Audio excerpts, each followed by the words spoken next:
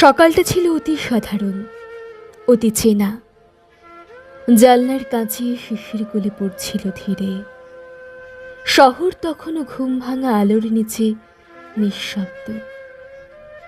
প্রতিদিনের মতোই মায়েরা তাদের নারী ছেঁড়া ধনকে স্নেহে জাগিয়ে তুলেছিলেন।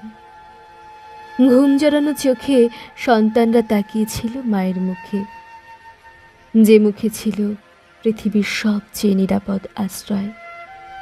মা চুল আছড়ে দিয়েছিলেন, ইউনিফর্ম পরিয়ে দিয়েছিলেন, টিফিনে কেরিয়ারে সযত্নে রেখেছিলেন সন্তানের প্রিয় খাবার।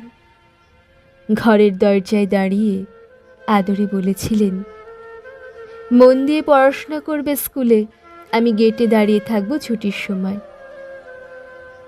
কথাগুলোর মধ্যে কোনো ভয় ছিল না, ছিল না বিষাদের পূর্বাভাস। ছিল এক বুক স্বপ্ন আর পরিপাটি অভ্যস্ত শান্ত এক সকাল।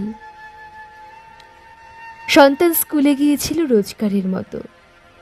মায়েরা তাদের বুকের মানিকের মুখ চোখে ভাসিয়ে অপেক্ষায় ছিলেন। ছুটির ঘন্টা বাজলেই সন্তান ছুটে আসবে কোলে, হাসি মুখে বলবে, মা আজকের ক্লাসটা খুব মজার ছিল। দুপুর গড়িয়ে আসছিল, সূর্যের আলো ঢলে পড়ছিল পশ্চিমে। শহর তার চিরচেনা তালেই বয়ে যাচ্ছিল। ছুটির ঘন্টা বাজবে। হঠাৎ, হ্যাঁ হঠাৎই আকাশ কেঁপে উঠল। বিকট এক গর্জনে দিগন্ত ফেটে পড়ল। মুহূর্তেই নিভে গেল দিনের আলো।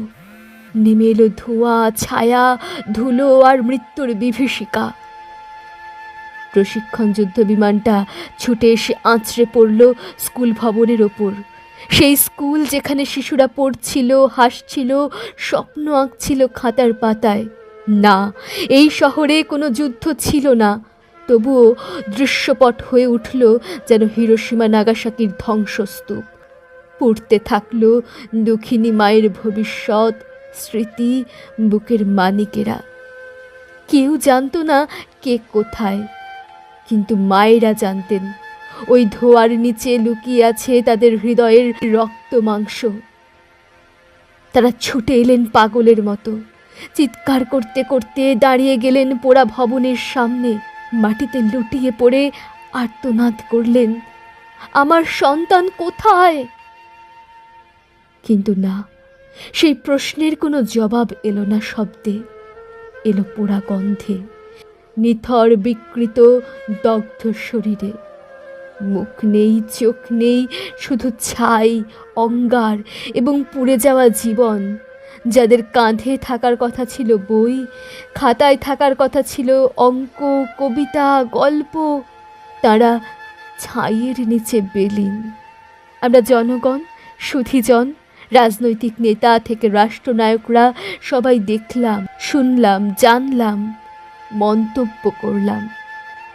একটা দুর্ঘটনা, যুদ্ধবিমান বিধ্বস্ত হয়েছে। আচ্ছা, এটা কি শুধুই দুর্ঘটনা নাকি রাষ্ট্রের গাফিলতি? যুদ্ধবিমান যে কোনো সময় যান্ত্রিক ত্রুটিতে পড়তে পারে, তাও ছিল প্রশিক্ষণ যুদ্ধবিমান। এটা কি জানা ছিল না? যদি জানা ছিল তাহলে কেন এই প্রশিক্ষণ ঢাকার মতো ঘনবসতিপূর্ণ শহরের আকাশে? এই শহর কেবল একটি মানচিত্রের বিন্দু নয়, কোটি মানুষের স্বপ্নের বাসস্থান। প্রতিদিন এই শহরের স্কুলে যায় লাখো শিশু। হাসপাতালমুখী হন বৃদ্ধ, কাজ শেষে ফেরেন শ্রমিক। তারা কি নিরাপত্তার অধিকার রাখে না? বাংলাদেশে কি এমন কোনো জনবসতিহীন অঞ্চল নেই যেখানে প্রশিক্ষণ চালানো যেত, যেখানে শিশু নেই, মানুষ নেই, ঘর নেই? যদি প্রশিক্ষণ সেখানে হতো তাহলে হয়তো একটা ফাঁকা মাঠ পুড়ত, কোনো বুক নয়। এই দুর্ঘটনা কেবল যান্ত্রিক নয়, এটা রাষ্ট্রীয় নীতির সুস্পষ্ট দেউলিয়াপনা, এটা প্রশাসনিক বিবেকের ধ্বংস।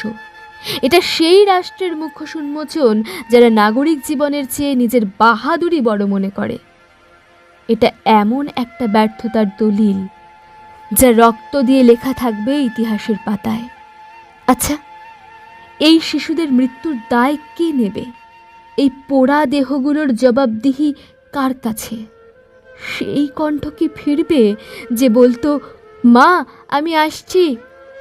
সেই চুল কি আর ফিরে আসবে যে চুলে মা প্রতিদিন বেনি বাঁধতেন? যারাও বেঁচে ফিরবে, মা কি পাবেন তার সন্তানদের চিরচেনা চেহারায়? রাষ্ট্র কি দিতে পারবে সেই মুখের জবাব, যে মুখে ছিল হাসি, চোখে ছিল স্বপ্ন?